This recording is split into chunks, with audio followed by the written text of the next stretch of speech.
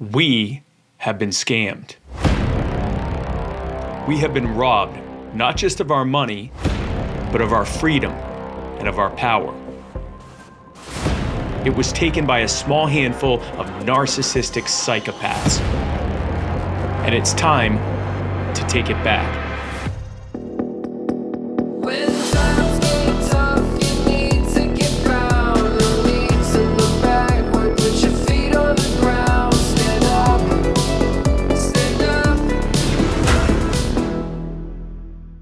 Welcome to The FallenState. I am Jesse Lee Peterson. Thank you so much for being with me.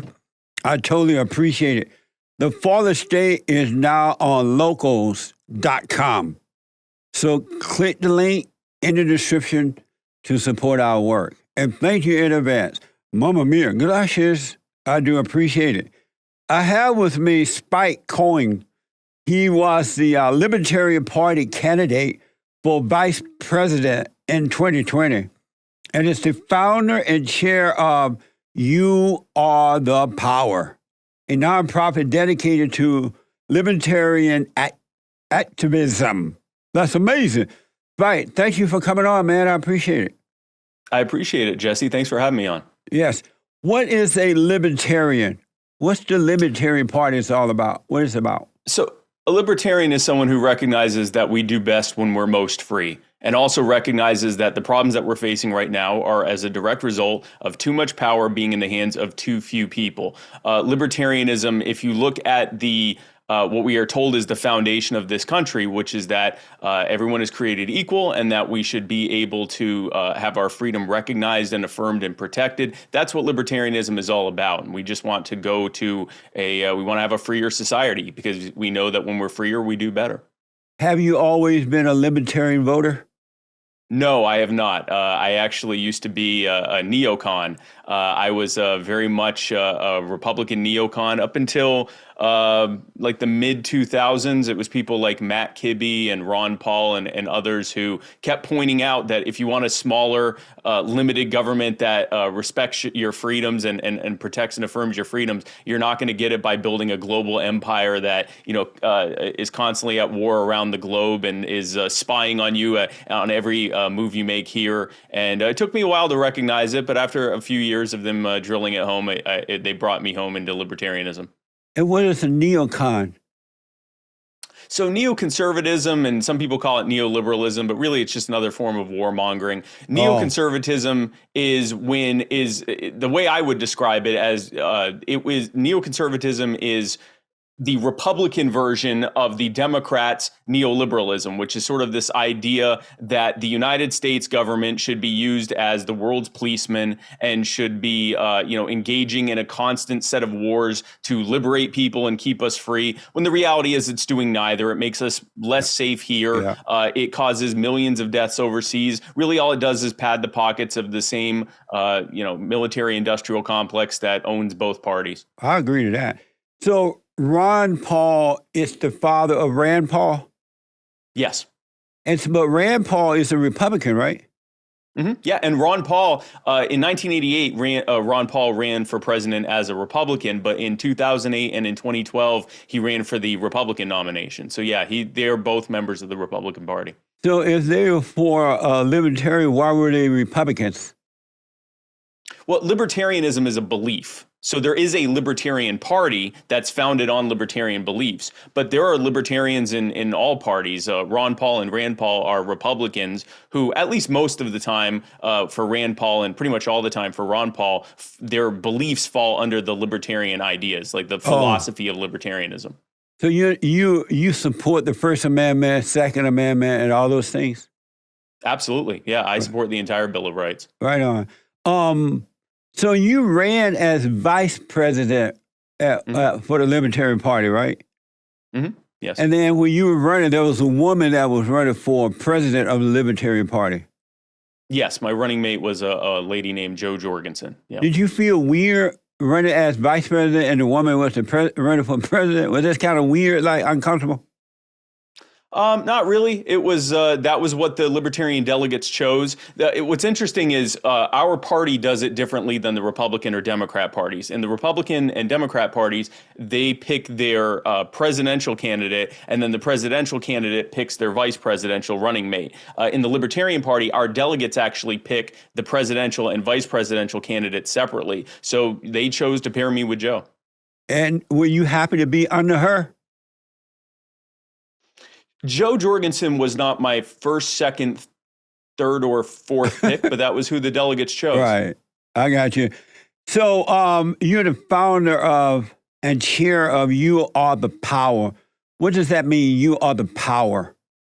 So the way I use the term "you are the power" is to tell people that most people feel powerless in this system. They feel like the best thing they can do is, every 2 or 4 years they can show up and vote for the same people that created the mess that we're in right now and hope that this time around they aren't lying. And there's not much else they can do. And what we're doing with You Are the Power is we're showing people that they have way more power than they thought they did. In fact, it's the government that doesn't have the power that they say that they do. They really only have the power to do to us what we consent to, what we are allowing them to do. Yeah. Once we withdraw our consent, and if enough of us refuse to do so, and enough of us pressure them to do the right thing, they have to do the right thing. And so that's the long and short of what we're doing with You Are the Power. I mean, we can get into the details of the activism work we're doing, but that's the message we're sending with You Are the Power, is that you have the ability, you and us working together have the ability to fix every problem that we're facing right now that's being created by the people in government. Yeah. During the 2020 presidential election, you ran on a platform that promised free ponies, mandatory toothbrushing, the killing of baby Hitler.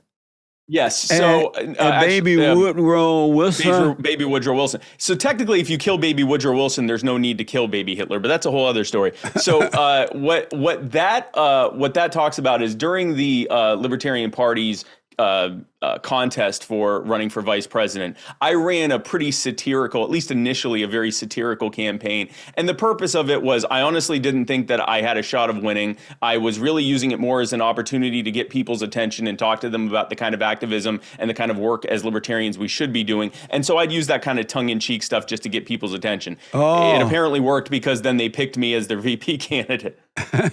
But no, that's not a serious policy proposal. I'm not proposing. Although if I could go back in time to kill baby Woodrow Wilson, I would absolutely do it. But we can't do that. Are you an anarchist? Yes. And what is that exactly? An anarchist, at least my belief in anarcho-capitalism, is a belief that when we talk about the fact that government is a bad way for society to do most things, we actually believe that government's a bad way for society to do anything. It's a uniquely bad way for humans to organize. It's based on force and coercion and threats and theft and murder and threats of those things. And I think that we would do far better under a free market society that's based on competition and cooperation instead of coercion and force. Amazing. Did I read that you're married to a black woman? That's correct, yes. Wow, that must be hard on you. No, my wife is the most incredible woman. That's funny that you would say that, because my wife is actually the most incredible person. The people that have met her can tell you firsthand, including me. We can tell you firsthand. She is... she's not just, and I know I'm biased, but in my opinion, she's the most beautiful woman ever to exist. But she's also the most brilliant woman and most thoughtful and caring. She is, I would say probably my crowning achievement was convincing her to marry me. Really? Why a black woman? They're like, 'cause you're Jewish, right? Yes. And why not a Jewish woman? Why would you want to marry a black woman? Because once you go black, you can't go back. You can't? Right. Honestly, that's fine. Here's the thing. I'm in this marriage for good. I told my wife recently, we're locked in at 12 years. At this point, I'm good for the next 100 years. So I really don't want to go back to anyone else anyway. But yeah, I when I was looking for a partner, for a wife, I wasn't really concerned about color or ethnicity. I was concerned about the character of who they were as a person. And my wife was, head and shoulders above anything else I was saying. So how do you deal with her anger? Like when she's just mad about nothing. You wake up in the morning with a smile and she want to smack you because she wake up unhappy. How do you deal with her anger? I think there might be some projection about other black women that we're talking about here. No, my wife is incredibly slow to anger and is very much my peace and my helpmate. Really? Are you the head of your wife? Am I the head of my wife? I'm definitely the head of the household. How about your wife? Are you the head of your wife? I'm not sure how to answer that. I think we're all the head of ourselves as people, but I'm the head of the household. And so are you the head of your wife? Like I said, I'm not sure if we're using the same semantics or terminology. I'm the head of the household, but I don't think any person is the head of any other person. I think that we're each individually the head of ourselves, but I'm the head of the household. But God said that the husband is the head of the wife. He didn't say the house, because it's her responsibility to clean the house, make the meals, clean the children, watch over your kids for you. But the husband is the head of the wife. Have you ever read that in the scriptures? I haven't read that. I've heard that the husband is the provider and the head of the family, and that the wife is the helpmate or helpmeet. Right. Yeah. And so are you the head of your wife? Since God said that the husband is the head of the wife, are you just the head of the house and not your wife? I guess by that definition, sure, yeah. Like I said, I haven't heard that term before, but I mean, I'm certainly the in charge. Yeah, I'm the head of the household. But that's not the your way wife. I've always heard it. Oh, so is she Jewish or is she Christian? She's Christian. And so she never mentioned to you before that you're supposed to be the head of her? It didn't come up, no. Not what the So you're Jewish and she's Christian. How does that go together? How does that work together? Go together? Yeah, two different religious beliefs. So first of all, just to clear the air on that, my idea of faith and metaphysics and the question of why we're here and everything, I'm personally of the belief that is so. In the same way that we have trillions of organisms inside of us that have neither the perceptive nor cognitive ability to understand the greater system that they're a part of, I think that we're in a similar circumstance where we have neither the cognitive ability nor the perceptive ability to understand the greater thing that we're a part of, and that all of the various faiths and religions and ideologies, including atheism, are an attempt to try to explain it that is already an act of futility, because we again don't have the ability to even be able to perceive or understand the purpose behind what it is that we're a part of, much less to be able to articulate it. Amazing. And so because of that, you the Christian, your wife, and the Jewish guy, how does that work though? Does she think that way about God and all that too? No, she's a born-again Christian, and I am fully supportive of her faith and her faith journey and her spiritual walk and everything else. So what is a born-again Christian? Born-again Christian is someone who has repented of their sins and been baptized in the faith and believes Christ to be the Messiah. Do you believe that about Christ? That I don't. Like I said, I think that all of the various faiths that are out there are attempts by a people who cannot possibly perceive or understand why all of this exists, what it was created by, how it runs, and what our purpose is to try to explain that. What's important to you? What's important to me? Yes. What's important to me is to try to manifest my profound appreciation for my time in this life and on this planet, in trying to help others and relieve suffering and promote prosperity and help people as much as I can. So you are a Messianic Jew. I think I'm saying that right. Yeah, so I was raised in the Messianic Jewish faith. And those are Messianic Jews are basically Jews who believe that Christ is the Messiah. Oh. You know who Dennis Prager is? Yes. Are you the same kind of Jew that he is? Is he a Messianic Jew? I know he comes from a Jewish background, but I didn't know he was Messianic. I don't think he's Messianic. So Messianic Jews believe that Jesus is the Son of God. Yes. So Messianic Jews are kind of the original Christians the apostles were really just Jews who believed that Jesus was the Son of God, that he was the Messiah. Oh, okay. So that's really, the Messianic Jews are kind of a continuation of that faith. Some people also use the term first century Christian and things like that. That's the faith that I was raised in. But like I said, the more time I have spent on it and thinking about it and researching it, I've come to the conclusion that it's not necessarily that Christianity is wrong or this faith is wrong or that faith is wrong. I think that we are trying to define something that we don't have the ability to be able to fully understand or process. So do Messianic Jews believe that you must be born again? So there are two different, Messianic Jews believe that you must be born again in the faith. Now, there are some Messianic Jews who believe that Jews who don't believe in Christ are already grafted in by the Abrahamic covenant. And then there are other Messianic Jews who believe, no, once that new covenant was created, when Christ died, that even Jews, all Jews also have to be born again and have to take Christ as their savior. That's a disagreement within the various, I guess, sects of Messianic Judaism. What a mess. That's a good way to describe it, yeah. And so how do the Messianic Jews get along with the Jews that don't believe that Jesus was the Son of God and they're still waiting for the Savior? For the Savior to come? Yeah, I always got along well with Jews. Now, if your question is, do non-Messianic Jews believe Messianic Jews to also be Jews? I believe most don't. I think they think that once someone believes that the Messiah has already come, then they're not a Jew, they're a Christian. But in terms of getting along, most of the Jews I've known were not Messianic, that I've known growing up and even into my adulthood, and I've always gotten along fine with them. And they knew I was Messianic. There's another group of Jews that wear the long strings when they put on their clothes. They have like strings hanging away from. The Hasidim, yeah. That's a Messianic. No. Well, there are those are ultra Orthodox or Hasidic Jews. Oh. There are Hasidic Messianic Jews, but I would say the vast majority of Hasidic Jews are not Messianic. The vast majority of Jews in general are not Messianic. That's crazy, man. It reminds me of the Christian religion, too. You have all different types, like evangelical Christians, Pope Christians, and all kind of... How did they come Baptist, about? Pentecostal, Catholic, everything else, yeah. Why does... If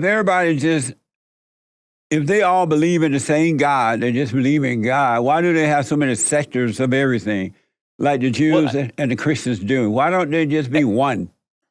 So my theory, and I mean, you can take this with a huge grain of salt because I'm hardly a theologian. I believe what happens is when we are trying to explain something as important as why are we here, what is our purpose, what happens after we die, very quickly you can fall into this kind of legalism. You have a common set of beliefs that have been written down, and then you start sitting there and parsing out specific sentences that were written and what did this mean and what did that mean. And there can be these schisms that happen based on an interpretation of a single sentence or even a single word that leads to an entire church splitting into two. Yeah. Historically, it's led to wars and deaths and all sorts of other things. And again, I think this all comes from people who are trying to explain something in the same way that if the microbiome that are in your gut were trying to figure out what this whole thing was all about, had no way of being able to process the fact that they're part of a human being's digestive system. But if they started arguing with each other, they'd end up in some weird argument about, very vague things, and they might end up start fighting and killing each other, when the reality is none of them have any hope or any ability to even be able to know that. I rarely talk about religion. Here I am. I'm someone that talks about politics, which is one of the most controversial things out there, right? Yeah. But I rarely talk about religion because it is something that people believe very strongly in, including atheists, which atheism is a form of a faith or religion or belief system. And none of us can prove each other right or wrong. We're all theorizing. And I think it makes more sense to just, my belief is that the charitable interpretation of every faith that is out there is very simple. We have a very limited amount of time on this earth. We should be appreciative of it, and we should demonstrate that appreciation in the way that we treat ourselves and others. And I think if we do that, I think we do a lot better than arguing with each other over sentences and scriptures and words and books. Very good. I noticed that when people put a title to something, like Baptist or Pope or whatever, it feels like ownership. They think they own it then. And if they think they own it, you're not allowed to disagree with it. But if they didn't put a title to it, it would be no problem. Yeah, I think that's a good point, actually. I think the more that you label something, the more you're defining it and the more you're opening up the potential for argument over that label and the definitions behind that label. And if it's something as important as why am I here, what rules over me, or does anything rule over me? Is there a purpose to my life? What happens when I die? That's something very close to you, right? So if you've labeled that and you said, this is what I believe and this is what I believe everyone else should be doing as well, and someone comes in and goes, no, actually, you got that sentence wrong, you're going to take that very personally, right? Like that's a challenge to your belief system and in a way to your self-worth. So yeah, I think that's the problem with labeling. And I think it's also the problem with trying to spend too much time on arguing about something that none of us can factually prove or disprove. That's true. It reminds me of when someone dies and the family and the friends and the preachers speak at the funeral. Every person go up front and say that this dead person going to heaven. Oh, Lord, I know I'm going to see John in heaven one day. John was a good man. And then the ones that have been abused by John, they go up front and they know he's in heaven. I'm like, how do you know he's in heaven? You don't know that. Right. They couldn't even stand the person while they live, but when they die, they go on to heaven. Right. If you believe in that faith, then statistically, at least some of these people aren't going to heaven, right? Like no one gets up and says, well, unfortunately, John probably was going to hell, so we should probably focus on the things we liked about him here, because I hope we don't see him again, because that means we're in a bad place too. Yeah, I think but that speaks to something, right? That's a coping mechanism. They miss that person, and even if they know deep down by their own definition he probably isn't where they wish he was, they're saying what they can to help cope with the fact that they miss him. And I think it would be more useful to say, I really miss him. Yeah, but I don't know where he went, where he's going, but I just miss him, I miss him. Exactly. I don't know where he's going, but I miss him. That is amazing. You have children? I do not, no. Oh, you and your wife don't have children? No. Why not? It's a very personal thing, but okay. Yeah. Because that's the only reason to get married is to make children, right? I don't think so. Listen, look, man, the reason I married my wife was to lock her down, because I was not going to do any better than that in my life. So that's my purpose for getting married. I have an incredible partner in this life that has made it exponentially more enjoyable to live. And were you looking for love when you married her? I was looking for many things. Love was definitely one of them, or someone to share in love with. Also someone to build a future with, someone who shared similar values as me, someone that I was, frankly, someone that I thought was attractive, and I definitely nailed that one. But I was looking for many things. But yeah, sharing sharing love with someone was definitely one of those. So once you married her, were you shocked or disappointed to find that women don't have love to give? I no, because I don't believe that's true. Where does that come? I'm curious. Why do you believe that? Women don't have love. Women receive love, but they don't have love to give. The love comes from God through Christ, through the man, through the woman, to the children. It doesn't. Okay. Yeah, they don't have love to give. They receive love from the man who receives it from Christ. That's interesting. I don't believe that. Why not? No, I wasn't surprised, because I don't believe that's true. Why not? I don't believe that love is something that comes down from a paternalistic figure down to males who then give them to females. I don't. Where do you think love comes from?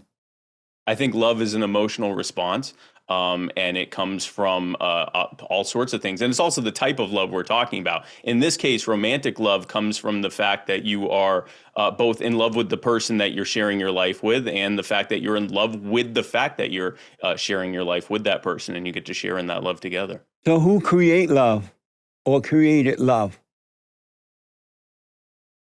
I'm not sure I have an answer to that question. I think that we in the same way that we can create our own happiness, we can certainly create the conditions that lead us to be able to have more love. But I'm not sure that love is something that was created. I don't believe love was created by a specific entity. Really? You just think it came out of thin air or something? Well, I don't think it. I think that love is an emotional reaction. Well, It's an emotional manifestation. who create the emotional love? Yeah, see, this speaks to the question of who created everything. And like I said, I don't think that any of us actually, not only do I think any of us know who or how these things were created, I think that we don't even have the ability to process the question of who created all of this, why was it created, how does it run, what is the purpose behind it, what happens after we die, those types of questions. Those are all existential questions that I think that we are so low on the totem pole of being able to understand it. I think what looks like chaos and cataclysm to us, if you zoom out far enough, looks like perfect harmony, in the same way that if you zoomed into your gut and saw the wars and genocides being carried out by trillions of different living creatures, different microbiome, it would look like a cataclysm. But you zoom out and it's your digestive system in perfect harmony. I think it's probably a very similar thing. But again, I don't think that we have the cognitive or perceptive ability to even be able to understand it, much less be able to explain it. So if you believe that, why do you call emotion love? If I believe that, why do I call emotions love? Yeah, you said love is emotional. Because I believe that love is an emotion, yeah. So if love, if this emotional thing you call love is love, why does that turn to hate, turn to love, turn back to hate? It goes back, it's never consistent. It doesn't, it changes up and down from hate to love, love to hate, because that's what emotions do. Emotions based on how you make someone feel. Right. Yeah. So your emotions change. It's not that love is turning to hate necessarily. I guess you could define it that way, but I would say sooner that you're feeling love in one moment, and then in another moment you might be feeling hate or anger or hope or happiness or sadness or whatever. I think these are all emotions that are elicited from both things that are happening internally and things that you're experiencing externally as well. So have you ever considered that emotional love is not love? I haven't. I also wonder how much of our what we're doing right now is less of a disagreement and more of a differentiation in terms. Well, I do know for sure and without a doubt, emotional love is not love. That's why it switches based on, it goes up here, you feel good, they call that love. Then it goes down here, you feel bad, and they call that anger, which it is. But this fake love of feeling good is hate as well. That's why it doesn't stay. Perfect love is the same all the time, no matter what the condition is or what happens, the issues are in life. That love, because it does come from God and it's dispassionate. God's love is not a passion, it's dispassionate. The devil's love is passionate, it's emotional. And so the people who think that they're in love and all those different feelings is love, they are being deceived. And that's why you're constantly looking for something or someone to make you feel good so it can bring you out of that bad feeling temporarily, but that doesn't last either. It goes I don't up and down. think, I will say I do agree with you on one thing. I think that the idea that you can find happiness or love in this perpetual state through other people or other things is false. First of all, you shouldn't be trying to find your happiness in others or other things. Happiness is something that you create and you can share it with others. But I think the other thing is that there is no, this is sort of like how a yin and yang type thing. You can't have good without bad, right? You can't have light without shadow and darkness. All things have a contrast to it. Right. So in the same way, I don't think that you can truly have just this perfectly loving, emotional, or I know you're saying not emotional, but this perfectly loving experience in all things, because naturally, the reality is that you're not always going to feel the same way about something. Now, you mentioned God's love, but there's also been in Scripture, there's plenty of references to God's wrath and God's hatred and, all sorts of different, you may not want to call it emotions, but all different feelings that God would have at various times. So even within Scripture, God is not always described as experience a state of loving in that moment. But God has never and does not have emotions, and he doesn't have the anger that human beings have. And human beings are comparing their emotion, their anger, and their fake love to that of God when it has nothing to do with it. God's love is perfect peace, and it's that way in all situations because he separates you from the situation with his perfect love so that you can overcome any situation. Because emotions are of the devil, and anyone that has anger has emotions, and that's why they're not able to deal with anything because they don't realize that Satan is their God and not the true God, not the God above, but the God below, which is the devil. So then, like in the times in Scripture, I honestly I don't have an answer for this, so I'm interested to get your thoughts on it. In the times in Scripture, when it describes that God got angry, or that God got upset, or that God regretted something he had done, or that God was hateful of something, are you saying that wasn't emotional? And if so, like what? How would you define when God was experiencing those things? How would you define that? Well, it was discernment. That's why Okay. when you return to the Father, you overcome that emotional state of being that comes from the mother, and you become like the Father.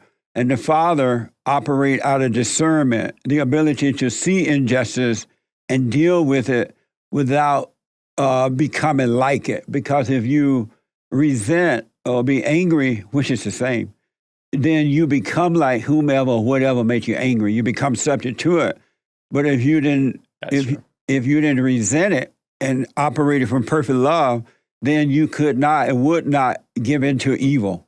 You would deal with it in a strong way, but you would not hate it and you would not give into it.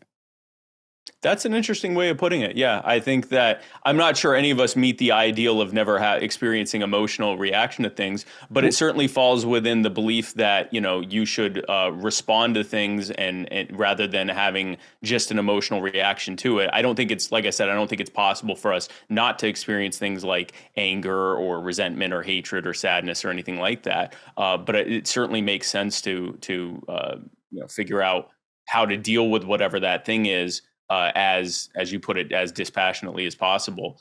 Figure out why you're having that reaction and dealing with that, as opposed to just living within that reaction. That I agree with. I will say I think a lot of because you're I believe a Christian, Yes. and because I don't think that this is something that can be defined in the belief systems we have. I think a lot of there are probably things we're disagreeing on, but I think there are also a lot of things where we're maybe using different differentiations in terms to describe largely the same thing. I agree with you that all people deal with anger. That's because all people are born through the woman. And as a result of born through the woman, you become emotional like her. And because she imposes her will on you and recreates you her image, which is the image of the devil. And that's why God said, all who are born through the woman of the flesh must be born of the spirit. And that's how you overcome. And that anger that's in the woman is not her nature. It's an abnormal nature that made a home in her, which was passed down to Eve. When Eve believed a lie, that the devil became her God. And when Adam believed the woman, Eve, the woman became the man's God. But thank God he sent Christ so that we can return to the Father and overcome the woman. Have you noticed how women are men's God? The man can't deal with them properly. When they break up, he feel like he lost his God. He's always looking for mama's love because he became like what he hate. When you're mad at mama, you become like mama. You become angry. You start to live in your imagination. You have fear and doubt and worry. But once you are born, by forgiving your mother for turning away from your father and being born of your father, loving your earthly father, then all that stuff starts to disappear and you can have an amazing life right here on earth. But you got to forgive your mothers. So there's a few things there. I'll just do them in the order you said them. So first of all, yes, I have seen that men who, lose their relationships with women, they deeply regret it. They obsess over it. They, as you put it, make it their God. But I've also seen the same in reverse. I've seen where women who lose men act the same way. I've seen men who, regret not having better relationships with their mothers. But I've seen a lot of the reverse, probably more of the reverse, with women who regret not having a strong father in their house, or that their father was absent, or that they didn't have a good relationship with their father. So I'm not sure it's this binary men are experiencing one thing and women are experiencing the other. I think that Yeah, it people comes through are the experiencing it comes through the woman though. That evil Okay, that we see I on don't- earth, that evil that we see on earth comes through the woman until she overcome by forgiving her mother for doing it to her. And God will forgive her as well, and he will rebuke the spirit of the devil from her and replace it with his spirit, which is of love, perfect love. Yeah, I don't believe it's something that uniquely comes through the woman. Also, you mentioned Did you believe that when mothers it happened turning to their children Eve? against father. You mentioned mothers turning their children against father. My mother certainly never did that. How do you know that? Because she didn't. How do you Because know?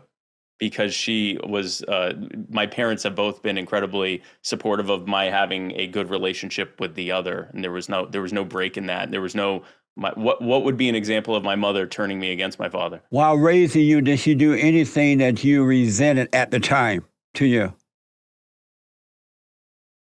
Both of them did things that I resented, but How usually, about your almost mother? always, they were things that in retrospect, they were right and I was wrong. Did your mother do anything that you resented while growing up and you wish that she would stop or not Sure. do or blah, blah, blah? Yeah, but again, so did Like my what, dad. for an so. example? Oh, typically telling me I shouldn't be doing something. But again, she was usually right. At the time, she didn't understand and I knew better than her, but she was actually right. But And it was when same you thing with would my tell dad. your There were plenty of father, times my when dad you would would- tell your father to have her to back off, what would he say? Would he do that? Make her back off of you? It was usually him that was the disciplinarian, so I wasn't usually having to tell him to have her back off. So when your mother would irritate you, I just want to take a step back. This was not the interview as I was expecting. It's a very interesting conversation, but I was not expecting this. right. So one last thing about that, because I do want to ask you more questions about different things. Did Sure. you, when you would tell your father to have her to back off, would he deal with her for you when you were young? Can you ask that again when I'm asking who to do what? When you would ask your father to make your mother back off, to stop yelling at you or trying to control you or being too mother, whatever she did, and would he have her to leave you alone, back away from you? I don't think that ever happened because my parents were a united front in pretty much everything. Like if I was being told by one not to do something or to do something, I was being told by both of them. So your father would go along with your mother? It wasn't going along with. They were parents. They were parenting me together as parents. And would he agree with her when she would do those things? They would agree with each other as parents. How Yes. about your father? Would he agree with your mother when she was doing those things? Yes, and she would agree with him when he was doing those things. What? They would both agree with my father would agree with my mother in the same way that my mother would agree with my father. They were parents that were parenting me together. And at the time, did you think my father is a beta male for agreeing with her? When you were young? No, no, I didn't. No. I mean, I will say this. I resented the correction I was getting from my parents, but they were right. I mean, pretty much always, almost every time in retrospect, they were right. I should have listened to them. Amazing. I would have avoided years of bad decisions. But no, I don't think that he was I don't think either one of them were betas because they were sharing together as being parents to their child. That's amazing. Do you believe that racism exists? Of course it exists. Well, but let me say this. Race doesn't exist. Race is a construct that is created to divide people. We are all just people. I think racism, which is the belief that one's race is superior to another race or to all other races, racism and racial supremacy, those things certainly exist, but they're based on a faulty concept, which is that you and I are different because of your skin color. That makes you somehow different than me in any way other than the fact that your skin color is different and the fact that all individuals are at least somewhat different. So race is not a real thing. But the belief in racial superiority or racial inferiority, that's absolutely real. But it's based on a false thing. Why do black people believe that? And not all blacks, but most. Not all, but most. Why do most black people believe that white people are superior to them? I don't think that's true. Why you don't think that? That they think. Are you saying that they think that white people are superior to them, or they think that white people think they're superior to them? No, the blacks think that white people are superior to them because they say it all the time. You always hear the blacks talking about how superior white people are to them, and they can never catch up. So I hear a lot of things blamed on racism that aren't because of racism, or where racism, even if racism does play a part, it's not actually stopping people from being able to succeed or move ahead. Ironically, it's usually like upper middle class suburban white people saying that. But why do most black people believe that whites are superior to them? I don't think that most black people believe whites are superior. Well, why are they always saying that if they didn't believe that? I've not experienced this. You don't hear them blaming everything on their failure to deal with life. You don't hear them blaming on the white supremacy and white this and white that. You don't hear them complaining like that. I would say I hear a lot more upper middle class suburban white people blaming the plight of non-white people on racism than I see people. So of you color don't hear a doing that. majority of black people saying that. Saying that saying that everything that they're going through is a result of racism? No. Now, I will say this. I think that the majority of people in general have gotten used to blaming external things, both real and perceived, on things that they could still be fixing themselves if they put, So you don't hear black people always crying white supremacy this and racism that and white supremacy. They're like losers crying because they can't be like the white man. I see. I wouldn't equate someone blaming something on racism to believing that white people are superior. Then why do they say it? They have to believe it in order to say it.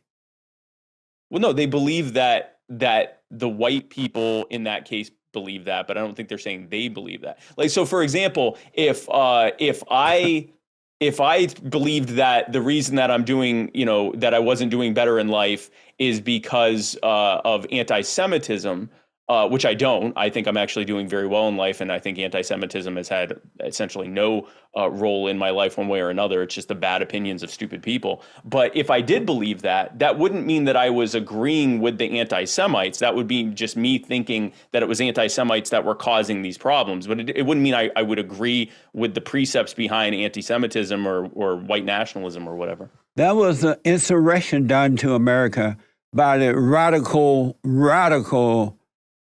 fat black lesbian Black Lives Matter group. They are Marxists. They were trained Marxists, according to them.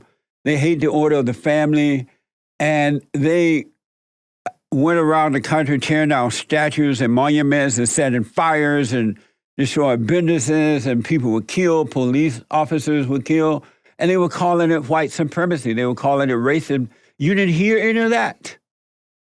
Well, here's what I saw. So in the summer of 2020, did you hear any of that first?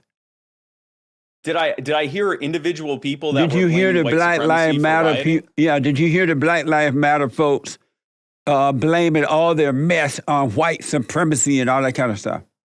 I saw some people doing that, but you said the majority or the vast majority of black people, and I don't think that you can take what turned out to be a bit of an agitprop protest group to be the thoughts of all or even a large majority. No, you're right about that. But if you talk to the average black person, except for a few, not all, but most, they would tell you that they believe that white supremacy exists. They believe white people are superior to them.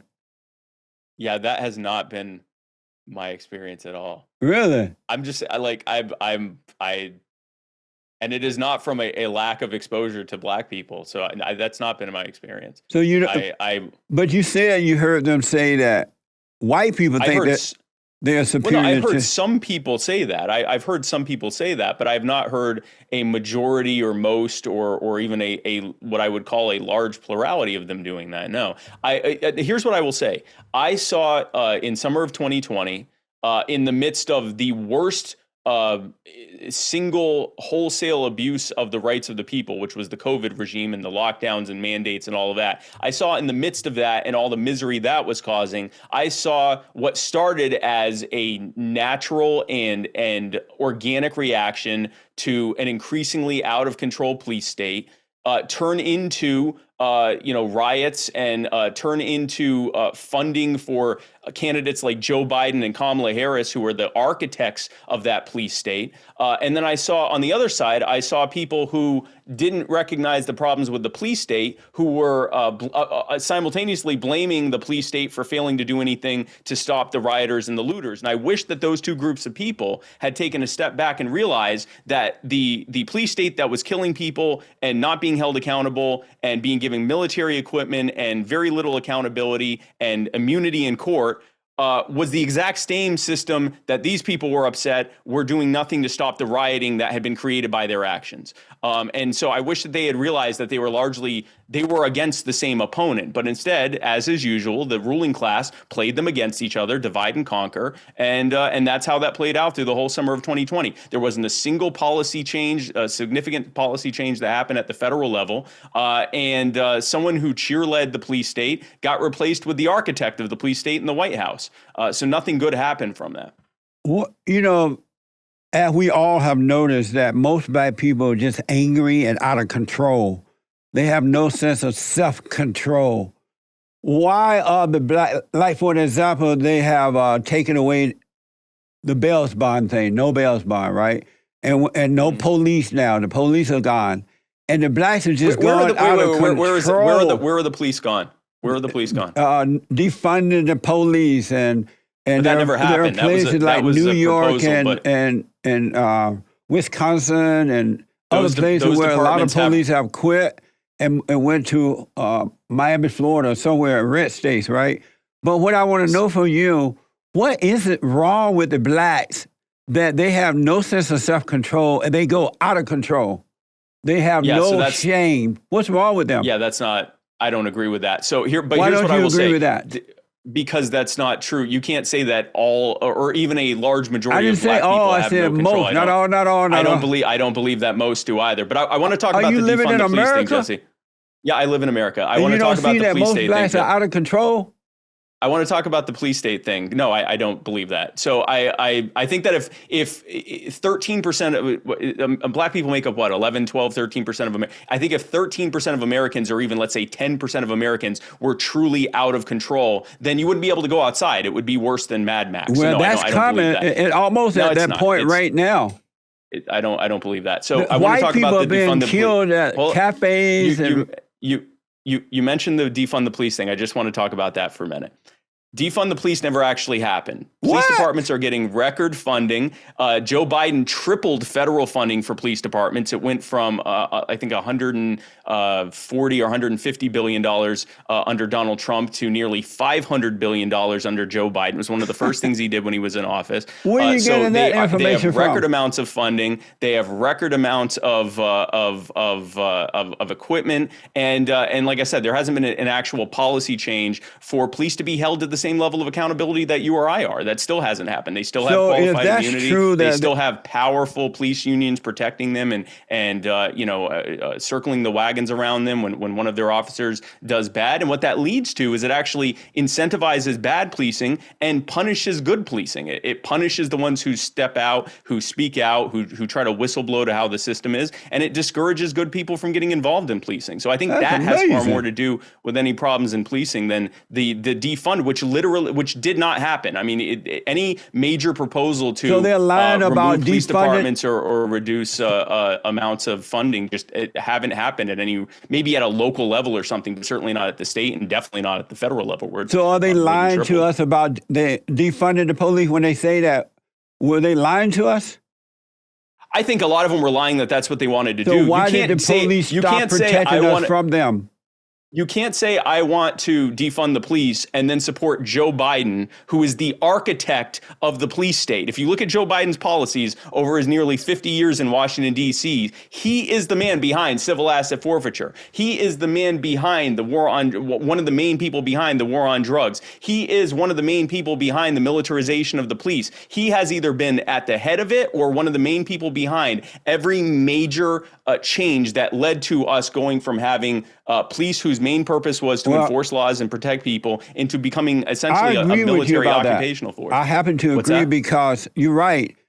The reason that blacks and liberal whites still support Joe Biden, knowing all those things, is because they're not able to think for themselves. The government has been taking care of them. And so now the blacks are addicted to the government, and that's how they're being controlled by the Democratic Party. So I do agree. That's why they keep voting for Joe Biden. They're not able to take care of themselves. They need the government. The children born out of wedlock, the black men are no good. The black women are angry and controlling and relying on the government. So you're right. That's why they keep voting for the Democratic Party. But you added some things I didn't say there, but okay. No, I'm just agreeing with you that that's why they support the Democrats, because the blacks are incapable of taking care of themselves. I want to prove to you that racism doesn't exist. Okay. First of all, when I was growing up, there was no such word as racism. I never heard about it, and no one was ever blaming and calling the police brutality and white people racist, because during my younger days, the blacks understood that it was a spiritual battle. It's a warfare between good and evil, right versus wrong. There are evil people and there are good people who return to God.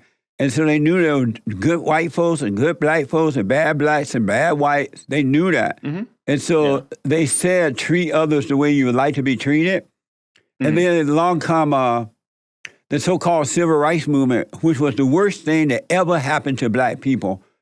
Because they turned their lives over to Martin Luther King and Jesse Jackson and all those people. And blacks have been going downhill ever since.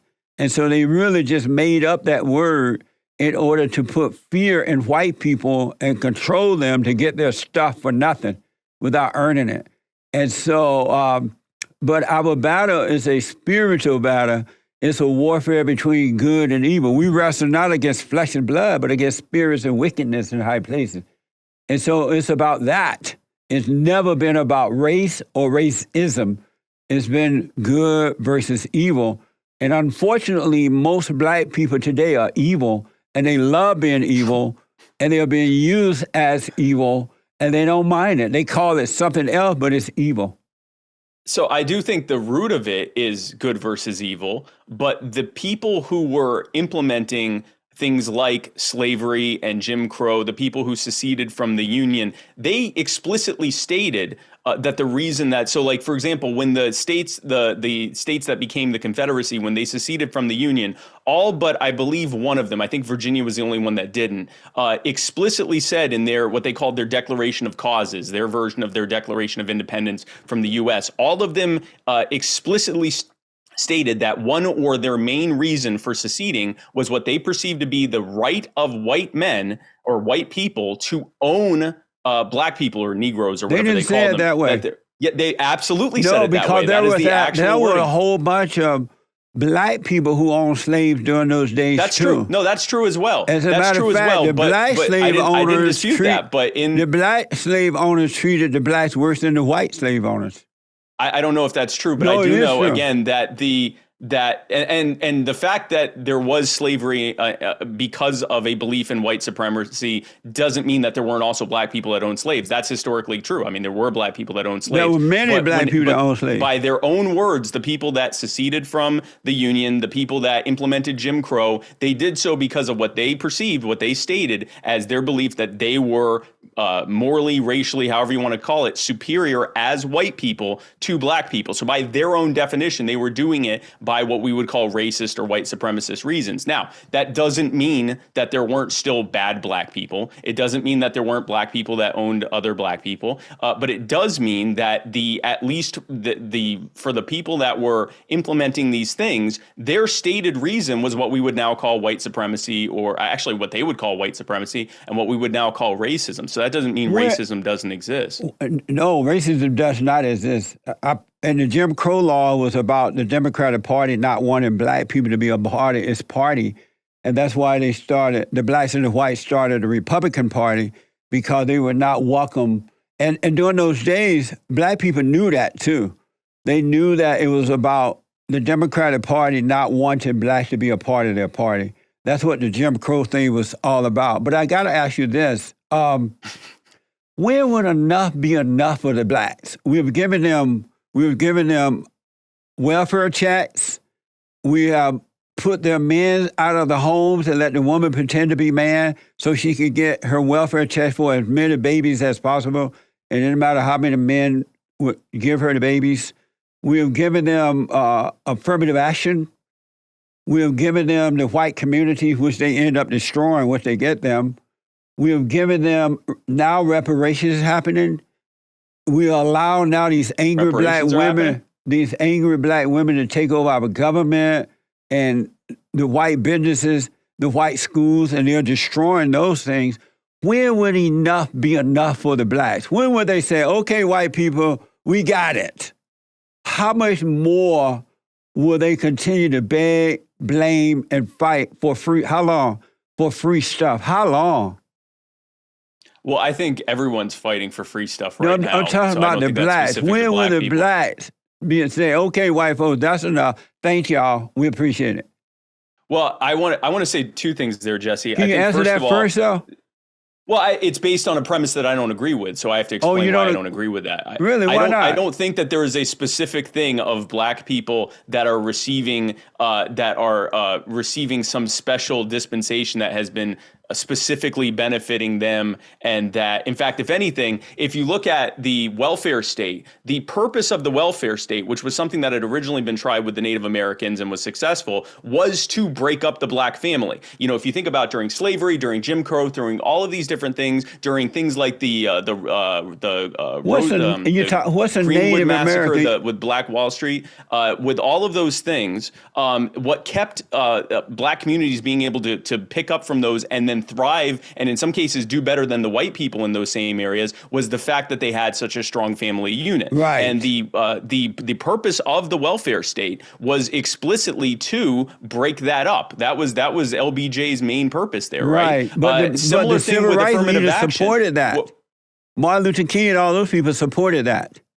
Oh, I will. Here's something we absolutely agree on. I think that we all should have been listening to Booker T. Washington and Malcolm X and ignoring people like Martin Luther. Well, I shouldn't say ignoring people like Martin Luther King. Ignore we certainly him. should have been ignoring W.E.B. Du Bois. And I think that Martin Luther King, if I were in that area, I would have cared a lot more about what Malcolm X or what Booker Washington prior to them had said than because what the thing is, Martin Luther King and W.E.B. Du Bois were people that were put forward by white liberals to present to black people that their way forward wasn't economic liberty or social liberty, but political freedom or political power. Yeah. And the thing is, if you are telling a minority that the way that they should achieve power is to appeal to a majority rule system, you're scamming them. That's the ultimate scam, to tell a minority, here, use the majority rule system where you're reliant on the majority, even though you're already walking in as the minority. Instead of, you should be building up your families, you should be building up your businesses and your communities. So on that, I think we probably agree 100%. We do. But what that would mean is that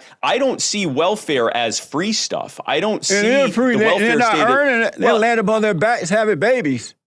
I think it comes with the strings attached of destroying the basis of what was able to keep black people thriving in much worse conditions in the past. Yes. So I think it actually was a net harm to black people. And I think you could argue that it was intentionally so. And if it certainly wasn't intentionally so initially, it was definitely intentionally so moving forward from there. Let me ask this because of so that's why I when you say enough is enough, I think it's more about black people and really everyone realizing that anytime government gives you something, it comes with so many strings attached that it largely ends up leading to a net harm to you and everything you care about. So do you give me a quick yes or no on this one because of time here? Do you think the blacks will ever stop begging? I don't think that that's what's happening. Oh, they'll never stop. I don't think it's different than any other people right now. No. But you're saying that you don't believe they're ever going to stop begging? No, I'm saying that I don't think that begging or expecting handouts from government is a uniquely black thing. But I'm asking you, do you think that they will ever stop? I'm not sure that people will ever stop thinking that government is the answer to their problems. How about the blacks? But I also don't think it's. But the same for the blacks as everyone else. Give me a short answer. Do you believe that police brutality exists? Of course it does. Why do you believe in all these crazy things? Why do you believe that? So I can show you a video of a disabled homeless veteran in Gastonia, North Carolina, just one example, who was complying with the police, and they responded by arresting him, even though, you can see from their body cam footage, he was complying. He was listening to all their orders. They arrested him. They assaulted him. They tased his service dog, his PTSD service dog. The dog later died. Then they lied about it to their supervising officers, and then the DA desperately tried to cover up that body cam footage to keep it from being leaked to the public. So there's just one example. You'll prove that police brutality exists, right? It's one of many examples, yes. That's amazing. Do you love white people? I love everyone, yeah. Do you love white people? Sure, I love white people. Amazing. So listen. One last thing, then I got to put you on the hot seat. Is this not the hot seat? This show should be called The Hot Seat. Let me ask. Sure, go ahead, man. Did you vote for the Great White Hope? Not unless that was Joe Jorgensen, no. Why didn't you vote for the Great White Hope? Are we talking about Donald Trump, I'm assuming? Yes, sir. No, I didn't vote. Listen. Together, we will make America great again. Amazing. Why do you vote for him? Right. So Donald Trump said that he was going to protect our right to keep and bear arms, and instead he was a cheerleader for red flag laws. He passed more gun control regulations than Obama and Clinton combined. He said that he was going to, first he said he was going to end the national debt, and then instead he increased it by $7 trillion more in one term than any other president before him. That's he said why he was going to protect our freedoms. What's that? That's why you did not vote for him? Yeah, I didn't vote for him because he didn't do any of the things he said he was going to do. What he did was he massively expanded the size of government. You didn't know for sure what he would do or would not do before he before he took office.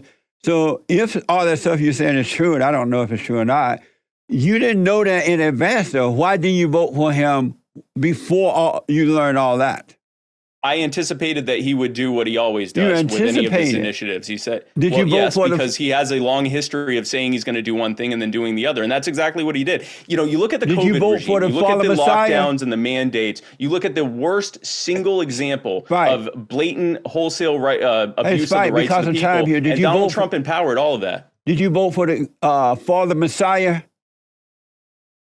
Who was the Messiah? The fallen Messiah, Barack Obama. Did you vote for him? No, I did not. I've never voted for a Democrat in my life. Well, good. So listen, I got to heat up this interview and put you on the hot seat. Even more? Okay, let's do it. I need you to answer these questions as quickly as possible. I will do my best. The hot seat. Do we need more white babies? Sure, we need babies, but I'm not sure.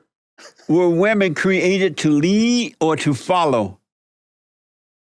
I think that I can tell you in my home, I'm the head of the household. But not the head of your wife. We don't want to go there again, do we? I think that people should be able to form their own relationships and determine who's in charge there, yeah. So were they created to lead or follow, the women? I don't think that that's how that works. I think that people determine as individuals what their role is in life. Do you follow your wife? Do I follow my wife ever? Yes. I'm not sure how to answer that. True or false, abortion is worse than slavery? I think it's apples and oranges. I think abortion is a absolutely grievous thing, though. Is America the best country on this side of heaven?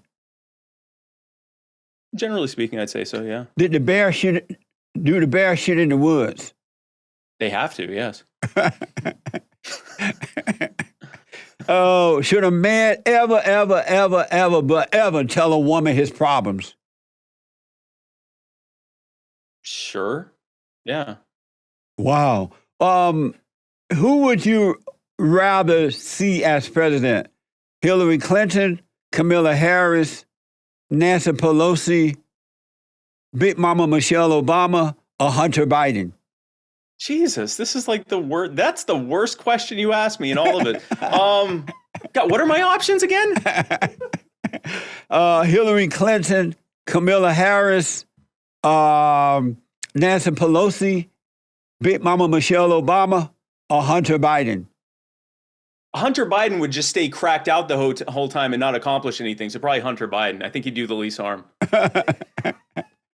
Do you agree that any man who has anger is actually a woman? No, because we all have anger. So no, I don't agree that all men are women. No. Does a chicken have lips? No, it has a beak. Will you be running for president in 2024?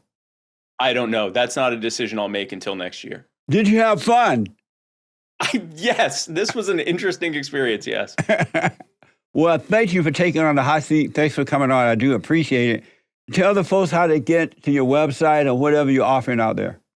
Sure, absolutely. So first of all, coming up in October, I'm going to be at an event in Miami called LibertyCon, which is hosted by Students for Liberty. That's my last big event of the year, so be sure to come out to that. If you go to libertycon.com, you can find out more about all the exciting stuff we're doing there. If you want to follow me, I am on all social media. You can find me on Spike. If you look for Spike Cohen, you'll find me. If you just go to the newest ATF post, you'll see me on there roasting the ATF. And if you want to find out more about You Are the Power and the work that we are doing to help show people how much power they have and to try to grow the liberty movement one community at a time, go to youarethepower.net.